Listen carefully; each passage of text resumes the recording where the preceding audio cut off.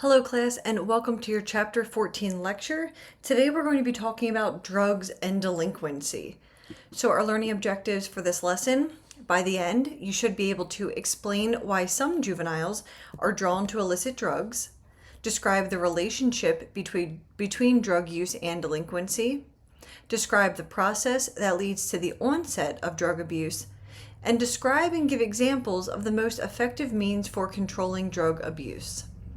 So briefly, what I just want to first start with is some of the drugs that the text goes through and brief descriptions of what those drugs are.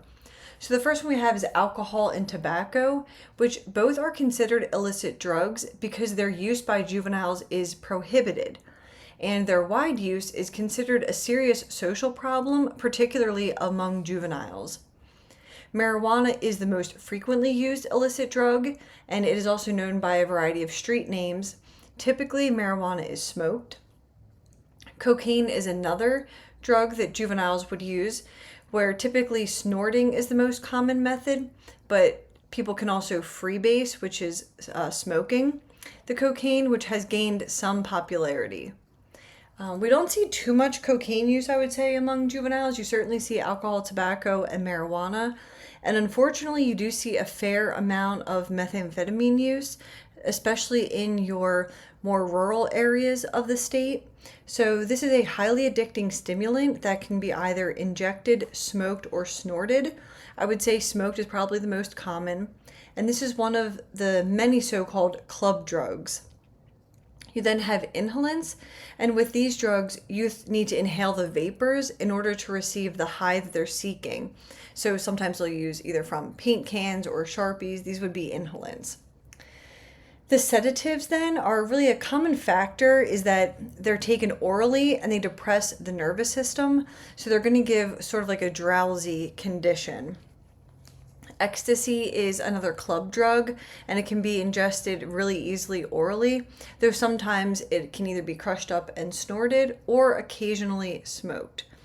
And then hallucinogens, we have LSD being used in the 1960s and 70s, but PCP, which is a nervous system excitant, has been more recently used by adolescents. That's what you would see more often today.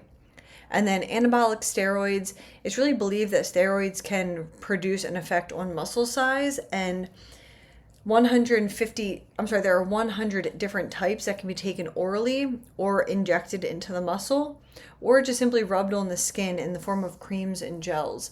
So I would say that's typically you don't see steroids too often, but if you would have a juvenile who seems like they're really into the gym, they're really into fitness, this would be something to look out for. Considering the relationship between drug use and delinquency, typically delinquency precedes the use of drugs, and substance abuse is just one of the interrelated and overlapping issues for adolescents, including delinquency, teen pregnancy, as well as issues such as school failure and even dropping out of school.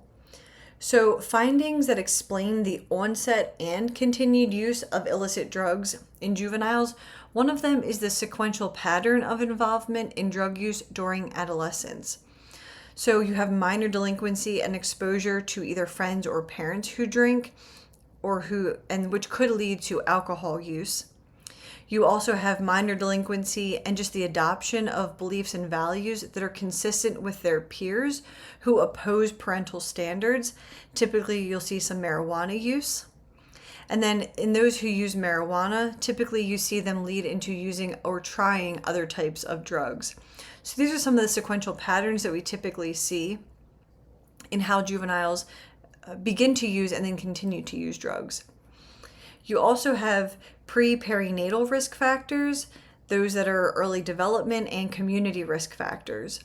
So pre-perinatal are when the mother has difficulties, so the child has difficulties in the womb, or the fetus has difficulties in the womb. And then this can lead to either minor physical abnormalities or even brain damage that can impact, again, someone's drug use. Early development issues could be a family history of alcoholism, family conflict, or even poor family management practices that lead a juvenile into using drugs. Or community risk factors. So simply just living in a disorganized community or one that drug use is pretty commonplace. We see more teens using drugs. And then you have this idea of hard drug users being more likely to engage in chronic delinquent behavior. So we've actually found that 50% of serious youthful offenders are actually multiple drug users. The heaviest drug users are typically more likely to commit property offenses, and those who traffic drugs are more likely to commit crimes against people, while you have those who used drugs and who sell drugs being more likely to commit both kinds of drugs. So again, your drug users tend to commit property offenses because they're they're stealing items to sell to gain money to buy the drugs. Those who traffic drugs commit more crimes against people because they're trafficking the drugs. They may have to, protect their product, protect their corner. And then you have those who are selling and using. They're just likely to commit both types of crimes. Considering those who traffic drugs, typically in juveniles, you'll see them selling to either their classmates or friends. We just came off the gang chapter. So, of course, drug selling and using is a part of the gangs as well. But this is where you'll see them, the context in which they're actually selling then. Sometimes they'll sell in public places and spaces, and they're typically obtaining these drugs from their adult suppliers. Typically, the juveniles are not the ones that are cooking up the drugs themselves or growing the plants themselves. And again, they'll also sell as simply part of their gang affiliation. Considering some of the explanations for onset of drug abuse, we have a few different theories to take a look at here, and we're just briefly going to go through each of these. So cognitive affective theories, so such models are going to share two assumptions. They're going to share the assumption that the decision to use substances rests in the substance-specific expectations and perceptions held by adolescents. So essentially, what is this drug going to do for me? And the effects of all other variables, so that being their personality traits or their involvement with peers who use substances, are then mediated through the substance-specific cognitions, evaluations, and decisions they make. So the theory of reasoned reaction, which holds that the most important determinant of a person's behavior is behavioral intent, is the most encompassing of all of these cost-benefit decision-making models. You then have the addictive personality theory, which just says that the typical addict has an addiction-prone personality and is going to suffer from some deep-rooted personality disorder or emotional problem, and that's what causes them to use. You also see the stress relief theory, where there's this desire to get high, which is really just seen as a way of relieving stress or depression, or even just boredom of everyday life, which these things are pretty common in adolescent peer culture. So you then have social learning theory, which says that an adolescent's involvement in substance abuse really has three sequential effects. So it begins with the observation and imitation of substance-specific behaviors.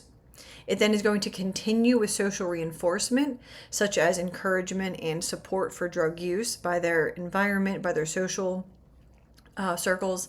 And then it culminates in a juvenile's expectation of positive social and psychological consequences from continued drug use. Social control theories say that the emotional attachments to peers who use substances is going to be a primary cause of substance abuse.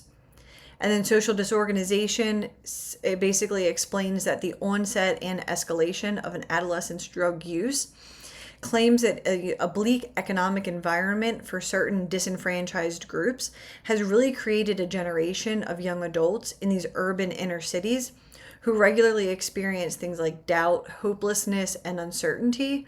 So drug use is really an immediate fix to deal with those issues, to deal with those feelings. And then integrated theories are really just mechanisms by which the neighborhood disorganization, attachment to families, and social values contribute to a juvenile's involvement with drugs. And I would say more often than not, you're going to see these integrated theories playing out in the real world. It's never typically just one thing that has led to the juvenile using drugs. Maybe they're using it for a bit of stress relief. Maybe they're having some anxiety going through those teenage years. But then maybe it's also a bit of social learning. So in their communities, other people use marijuana. It's not a big deal. so it's reinforced that way. And maybe there's a little bit of social disorganization where they feel like, you know what, my community is kind of messed up, it's disorganized, it's, I don't really have any hope for my future living in the environment that I live in. And so I'm just going to go ahead and use drugs to cope with all of that. Now, what are some of the consequences of drug use and abuse? Well, some of our short-term consequences are things like an increased likelihood of arrest and referral into the juvenile justice system. You also see a vulnerability to use of other drugs then, and just a loss of interest in school, as well as the impaired psychological functioning.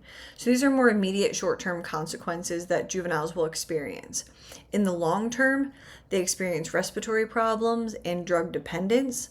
They may even develop chronic depression or fatigue because they're so used to getting those effects from the drug. It can alter their brain chemistry. You have social and financial problems as a result of this drug use.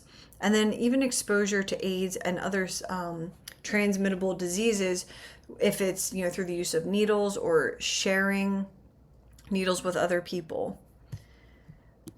So how do we treat and prevent drug addiction and drug use in juveniles?